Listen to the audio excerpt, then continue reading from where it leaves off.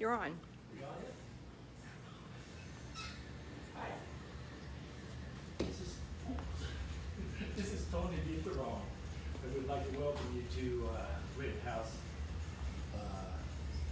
Square Fine Art 2020. Now, before I begin to show you about the process of my work, I'd like to give you a little history of what I've been doing before that, so you can understand better. Now, I've been doing a sidewalk art show since 1974 or 75, and became a full-time artist in 1978.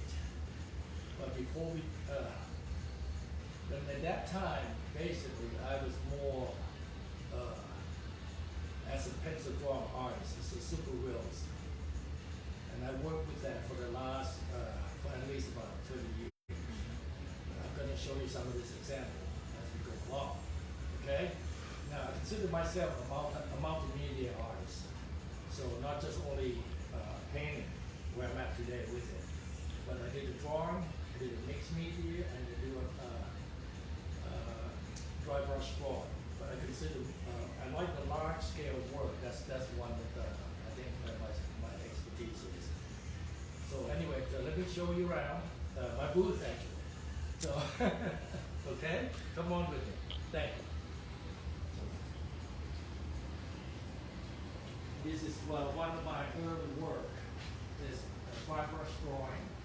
It's about 8 feet tall and it's done on paper. Okay, and let me, should I show this now? Oh. And this is, I want to show you some of my early work actually. This is a pencil drawing. It's just from the book so you can see it better as a detail, as far as the detail concerned. So it was very hyper-realist back in 1970 and 80. And I kind of back off from that because I wanted to go larger scale. So that's when I started to get into this kind of work, which is mean I can go larger because the paper will allow me up to 8 feet. And then after this kind of work, I went into the mixed media work. If you want to walk with me, I'll show you the part of the studio. So as you can see, this is what we got going on in the studio since we have that Atlantic closest now. So I just spend most of my time in the studio. As you can see, we've got so much inventory right now. Just keep working with it, okay? So let me walk you this way, see some of the mixed media I used to do. And you can get a better idea. And then again, all this in a large scale work. This is one of them right here. This is about 1990 or 96, somewhere around there. So back then, most of my work had a lot of narrative to it. That you know, some kind of statement I like to make with my work back then. And I found that you know, there's always so much that we could do with the narrative work.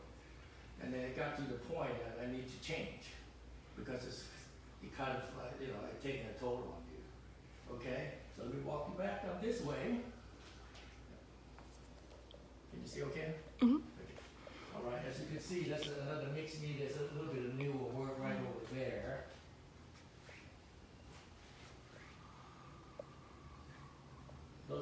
And then again, there's some of the work have involved with the found object and some of the digital work and then the painting itself.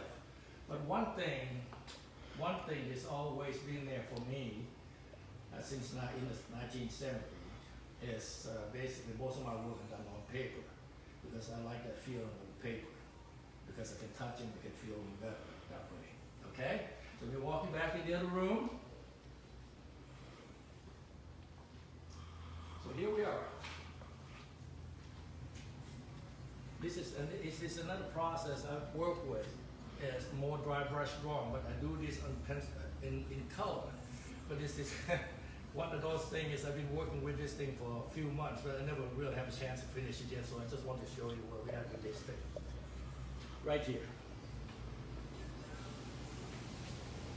This is a still life. Basically, I work from photograph. I set up the still life, and then I will take a picture of it, as you can see, like that. And then, of course, and then I work from there. Now, this dry brush drawing, I call it a drawing. It's not a painting because first of all, this is full-ply museum board paper. You don't get this too often. It's coming from California. And they're about 102 inch long. It's just like a museum board. But what I draw with it, because I take the brush, very soft brush. It's the largest one I can use on it would be this size. So can you imagine something this big, how long would it take? So the little brush like this, I take a little bit of oil, and I put it on a little sheet of glass, and I dip the oil paint into it, and then I wipe it clean. I'm going to show you how this is done. It's one of the steps. But this thing will take forever. Like this, put a little bit of paint, but you have to wipe them off. Get them almost all of them gone. Just a little bit of residue of oil on the brush itself. Make sure, because if you have too much oil on it, it will absorb to the paper, and you can't take them out once it's on the paper. So that's why I call it a drawing. You almost can't make a mistake. That's the point I'm making. So you go in there, you build them up like this. See that? Just a little bit at a time, like that. As you can see that? Just build it up, layer after layer after layer. So this drawing probably gonna take me about a year to finish. So there you go. But that's what I call the dry brush drawing. After you lay the first color down, you put on another color. Just keep building it up, layer at a time. Okay, so there you go. But as you can see, like I said, I have to set up a still life and then work from the photograph. Just like what I used to do for my drawing. I work from the photograph because I take my own picture, I use my own darkroom. I develop my own prints, make my own prints, and I select the picture that I want to work with. But nowadays the digital came in, so it's kind of helped quite a bit, saved a long time there. Okay, so you're gonna notice something I want to show you. Because back in the 70s, most of my work, you're gonna see it like this, a good example. There's a grid system pattern going on in there. This is 1974. Come to this one is 1980. You're going to see the grid pattern again. I use that to outline the drawing. So I use the grid pattern to do so. Okay? So now if you see those things then, you're going to see that repeating it today. A good example, go painting on the wall over there to my, well, straight ahead actually. You can turn around and look at this with me. Right here. More pattern again as this. All right, so this is where the painting has come about. Now, I made a lot of little study paintings like this. And then I would select certain one that I like, and I combine it together to make a little marker, okay? And then this is this kind of marker we're talking about, right this. There you go. It's hard to hear you. Okay, well, I speak now. So anyway, so basically, I take those painting, I select only a section of it actually, just a small little section here and there, I've combined it together to make a little model for my larger painting. Okay, so there you go. So what we do is, majority of my painting are done on paper. It's a watercolor paper, like what you see right here. What's this? What we do, you buy the paper by the roll, and you stretch them on the table like this, and you spray some water on it, and let it dry. It got to that point, it's straightening itself out, and we just cut it to the size we want. And once we get that, we put it, we tear it. We don't just, cut them down, because I like a little edge on this paper. And then we prime it with gesso on both sides before we start the painting. So there you go. We come to that point. Once we get this, I come to that. I sketch some of the pattern out of the drawing, what I want to do as a pattern, like this. And then I go fill in with color, like that. That's the first, like at the second stage. One when I got a color in, I go back and draw on it again, so I want to make some change or something. Because the color, once something is large, from the small scale to the large scale like this, things gonna change.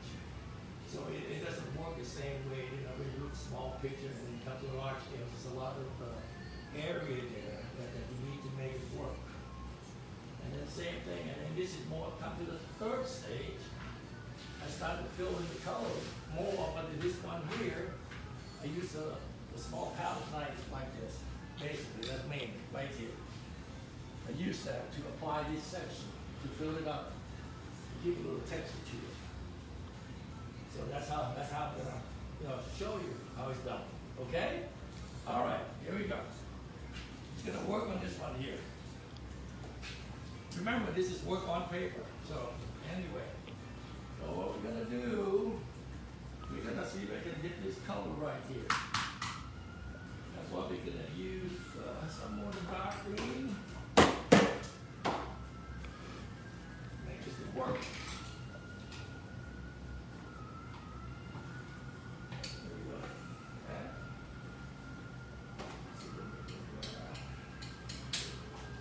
Green. Open. Makes color on the spot, actually. Yeah. That's what we do. Do it.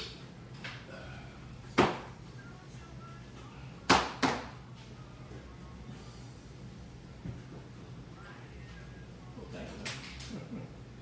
Sure.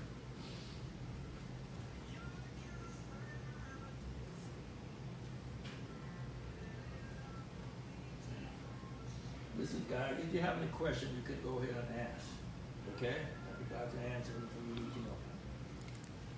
Sharon wants to know, did you say gesso on both sides of the paper first? Is that for sizing?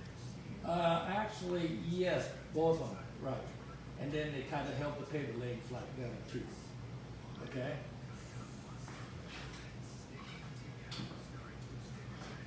That's what I got there.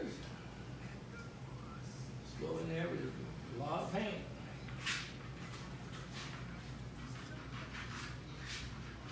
Kept building it up over and over many layers because I like those texture feeling to it. Yeah. The difference between the painting and the drawing is the drawing not supposed to anyway, but not supposed to make any mistake because if you make a mistake on the drawing or on the dry brush drawing, you destroy the surface of the paper and you can't go back to make a clean drawing out of it because you tear the paper up. But the painting, the nice thing about the painting, if you make a mistake, you always go back on top of it. And just building it up, another layer. So, which is kind of nice. So basically, I trained myself not to make mistakes, but yet, of course, I make mistakes all my life.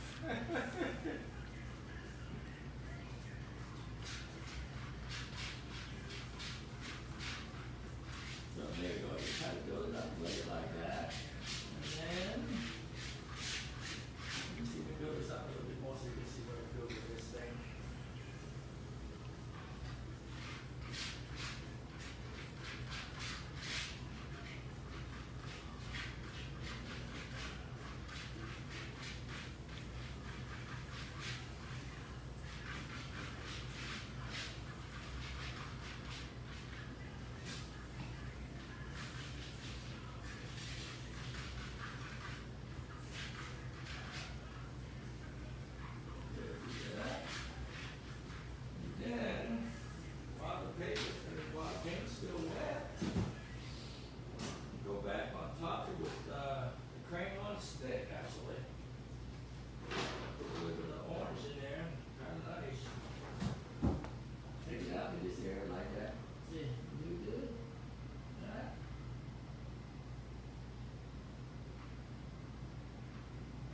Pattern to it.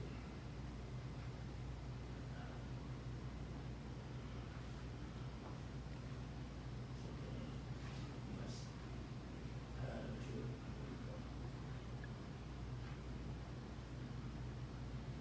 Then once it's dry, you can go back on top of it again to get a little bit more prominent color to it. Do you use a paint additive for any reason?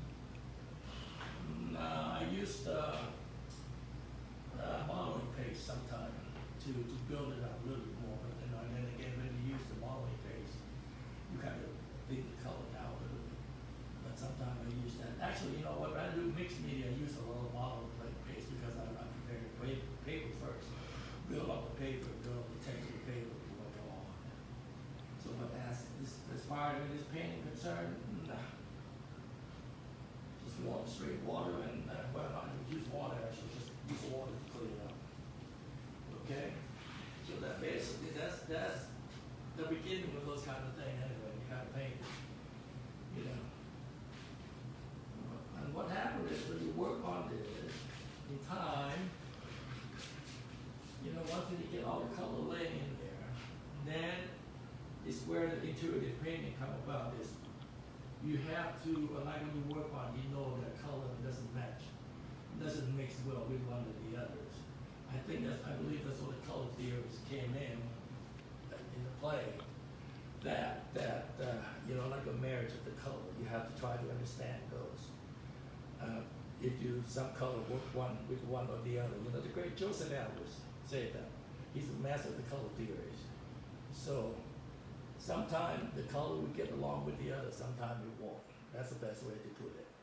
So you might lay down a color intuitively you're looking at it, you know, that's just wrong, that thing doesn't work. So you might have to go back and change it in order to make it happen. Okay? Yes, ma'am. Wants to get a close-up of the drawn marks. Okay. Right there. That's use of crayon. I mean, not the crayon. I'm sorry. They call crayons. You can get that at art supply store. Is a combination of oil and crayon. Okay, and you can melt them and do a lot of things to it. That's where basically that's where it is right now. So we walk over there, see how I come about to start out with. That's just part that I'm going to show you a little painting I got over here.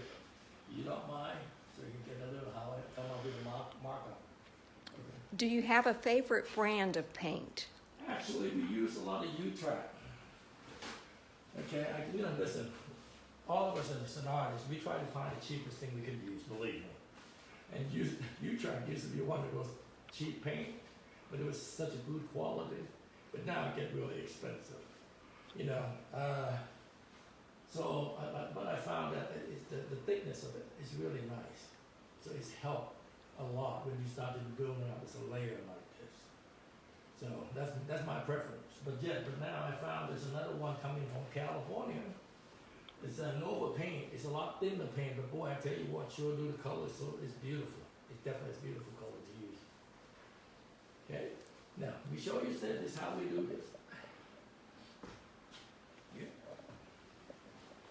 So this is what I was talking about how do I get to do a larger painting. I did a lot of this study, as you can see, like this. Individual paint.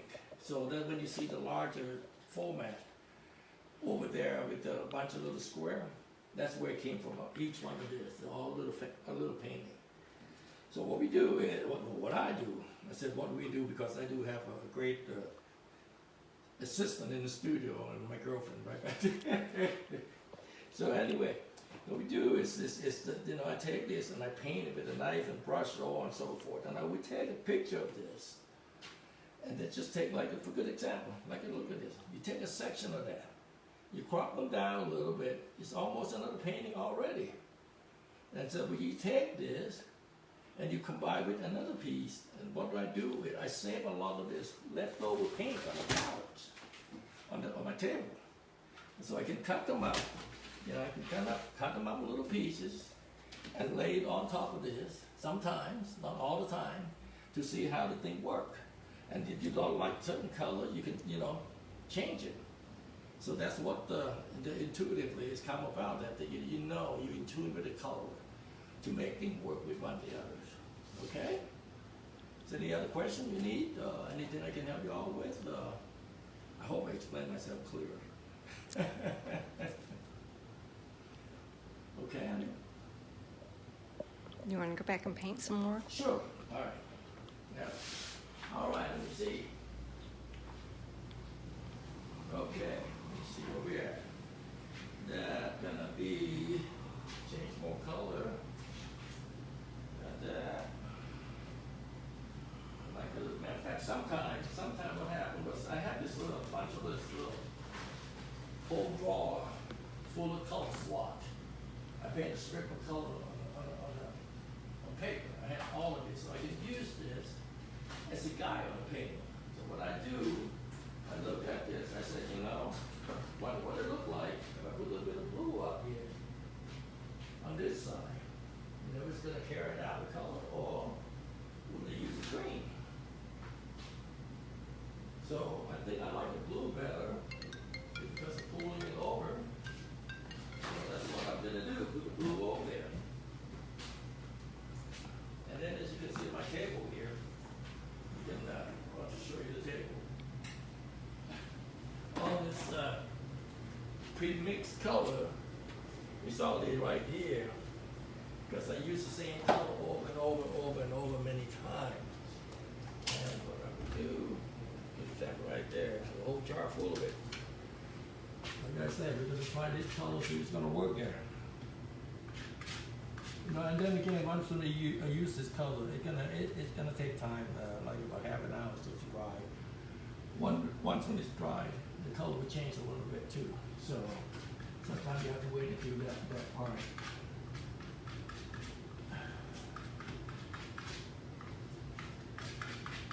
There you go. It's going to be there for now, and then we go from there. Okay. And then on the bottom part, I need to change the color there.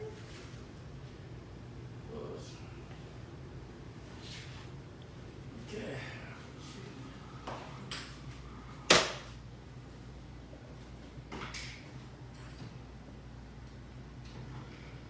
Nobody have any questions? Everything's good? All right. Let's do that. Yeah,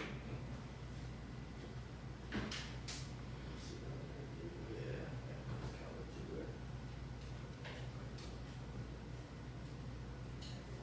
The reddish color.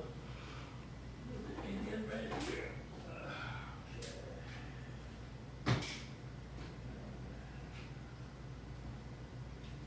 Tony, Yes, sir. how do you frame the largest pieces that are on paper? That's what we're gonna show you, actually. I think that's a good thing. All right, let me spray some water on this. Let me explain this. This is another art artist wants us to frame this thing. So, okay, here we are. I'm gonna explain this. Let's walk around out here. Okay, so basically, now, I'm gonna show you. First of all these frames are custom made, okay? As you can see, the way this thing built is just like a tank from the back. I had a carpenter make all this frame because you cannot get this frame at the frame shop. They will. I mean, it's a lot of money, okay? So as you can see in the back of the board, yeah, let me show the back of the picture. See? It's all wood. It's all Luan plywood. It's all, basically, you have to be a master carpenter to do this, to the point, okay? Now, all the backing of the piece, you have to come over here to show you this is the best. Okay. All this backing is a Luan plywood, and they have to join them together. As you can see from the back again, I'm going to show you. So sometimes I build in cleat to it because the weight of the artwork itself, once when it's done, is about 150 pounds. And you definitely don't want it to fall on anybody, okay? One is all this bill, and this is a backboard like this. And here we are, good example. You can see on the side, you can see on the side, you can see on the side at all. Well, anyway. You can see on the side of this one. Okay. On the edge of that, underneath the big paper, first of all, let me tell you something first. This particular piece here, the paper, you have to join them together because you can't get paper this big, okay? Paper, I'm not talking about the board, the paper. So we have to join the paper and have a seam in the middle. It's almost like you're doing a wallpaper. Basically, you seam them together with a little piece in the back. And you let it dry, and then you gesso them, and then you texture them for this kind of painting. So it takes a few days to get that just to prepare, okay? And then once when you're done with the artwork, we have a 1/2 inch form core in the back of this piece. we glue the 1/2 inch form core to the wall first, to the board, the backboard, and relieve it about 1/2 inch all the way around smaller than the painting itself. And once when you're done with that, there's a choice of 2-3 things you can do to attach the artwork because the paper itself becomes very heavy. So we could use a Velcro, a 2-inch industrial Velcro, but that thing I found that it came loose quite a bit in time because of humidity, so on and so forth. Or you can use the gel medium to glue, we're not gonna glue the whole thing, we just dot them. So many, we space them. And then we lay it down with that, and then we just wait it overnight until it's dry, and that's how it is. But it's massive the way it's framed is because they're all shadow box. Like I said, I have a studio manager. He's wonderful actually. He's the one who do all this, put this together for us. I mean, I couldn't, nobody can afford to take this out to get it framed because this is a 6 foot by 8 foot piece here. Probably gonna cost you more than about $3,500 just to frame it. But we do it in-house, everything done in-house, so we can reduce the cost down a little bit on that part. Okay? All right. Any more questions? No? We good? Okay.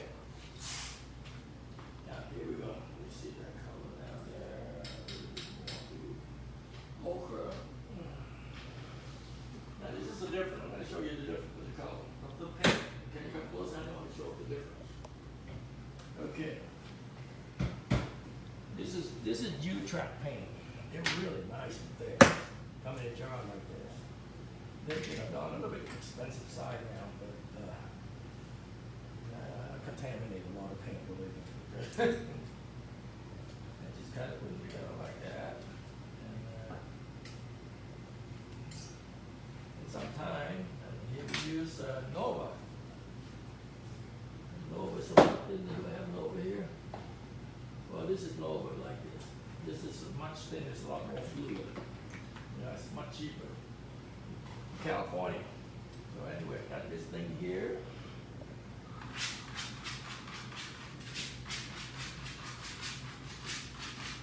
Basically, at this point, after I use the brush and all, pencil work and all that, now basically, mainly I use the palette knife to make it work. Okay, so let me see here. There you go.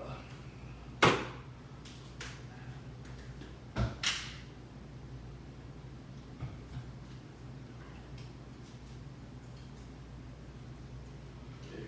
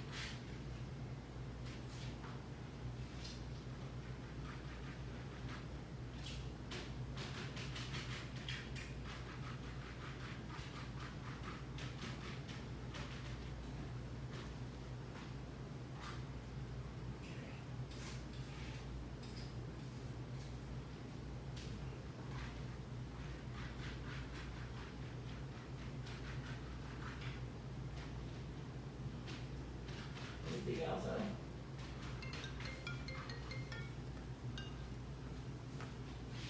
Okay. Yeah.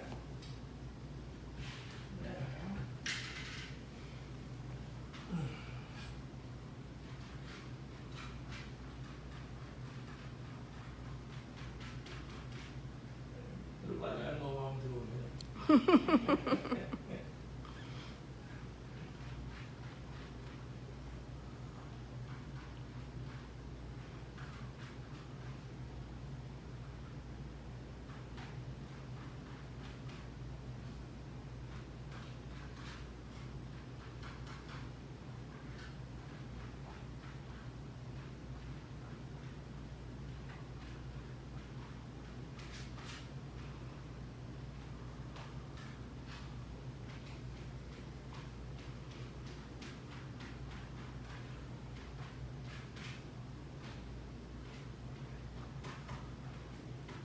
There you go. Now just let it dry. There you go. Okay, is there anything else I can show you? Do you have color choices in mind to begin, or do you respond with choices as you paint? Well, I had color in mind. Like I said, from that study I showed you a little while ago, that, from the little painting I do the composition. What I do, I take a little painting, I take a picture of it, a little section, little section of it. There you go. And what I do, after I took a picture of it, I just do the composition on it. Here we go. That's how it come about. From the little painting, the little section of it, and then cut them up, cut and paste, and then you put them together. And once you work on this, and what you see is a small scale. But when you work on this, it's the larger scale. You're gonna have to make a lot of change, because it's gonna be so much space up there that you have to make it work. As far as I'm concerned, the bottom line of artwork is whether it's working or it's not, and that's all there is to it. It doesn't matter how small, how big, or how long it takes. That's one of the reasons why I try to show you my earlier drawing, because some of those drawings it's taking me over 2 months to produce one of them.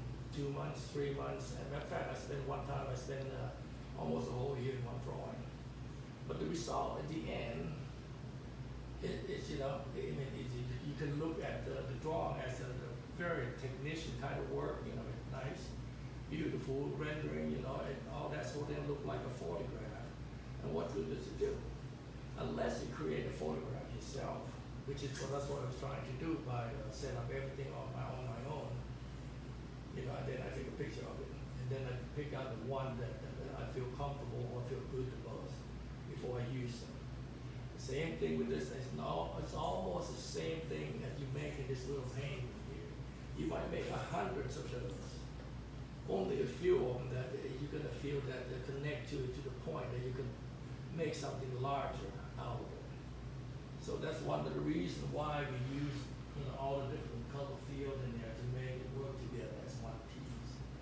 And then go back to where I beginning of my time of my drawing, as you can see, always work from a photograph or something. So that's how I learned how to do this, to work from this, because what difference does it make? As long as the artwork is working or it's not, and that's all there is to it.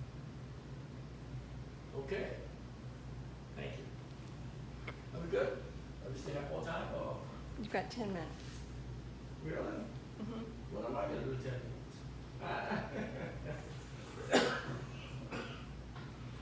I'm sorry. The allergy is really beating me up big time right now. It's terrible. So, anyway, so I can show you some more painting. So you want to see that, or you want me to show you the drawing?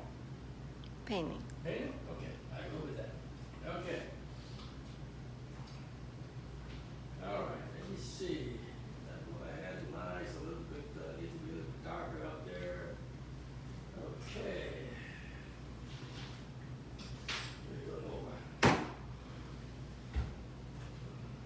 Look at that beautiful color. Look at that. Man, look at that. That's beautiful. Huh? There you go.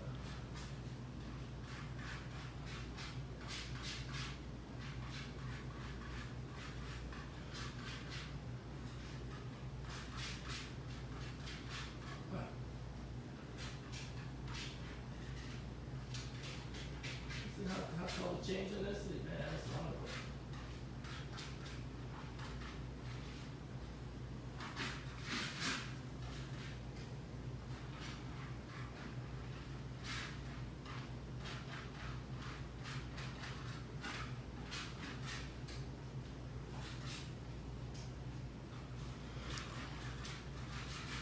I have a question. Yes, sir. Daphne says, I think I saw Elvis in the background. Is there a story about that piece? Thank you very much.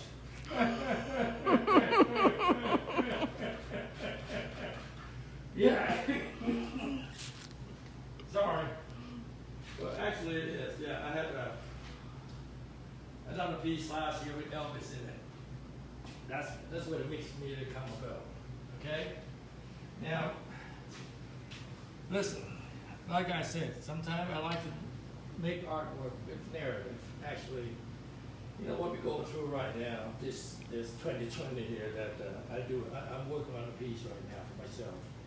I'm not going to show it to you probably next year anyway. But yes, when I work on a thing like that, the Elvis in the background here. Now let me see here. Let me show this. Can you see this? Okay. It's a photo transfer on Elvis itself, and then the background is painting, of course. You know, this is done on paper. Now, but there's another section to go with this piece that just makes some kind of story out of it. You know, we use Elvis; he's just such an icon. But there's a little, you know, I don't want to get into this too much, actually. But the point of this is about the violence, the gun violence, so on and so forth. There's so much of it out there right now. And I just got to admit I did. So I use Elvis as a part of this, you know, it's a very commercialized idea, commercialized thing out there. Now, because the other section go on the other it was I don't have a picture here, do I? For that? The target? I'm working on a piece out there right now. We don't have to show you. Yeah. Anyway, the other section is a target. There's a picture of the target. In the background of the target, I have a little bit of emoji. You know, a little symbol of emoji. So the piece called "Failure to Communicate," basically. This came one of the best lines from the movie Cool Hand Luke. That, you know, what we have here is failure to communicate. That's what it comes out to. There you go, Daphne. Does that answer your question? She says thumbs up. Okay, thank you, Daph. Okay. All right. Where am I with this, all of this now? Oh, that's up with the red in it, right? Okay, I can use a little bit more of that red on the other side of this thing.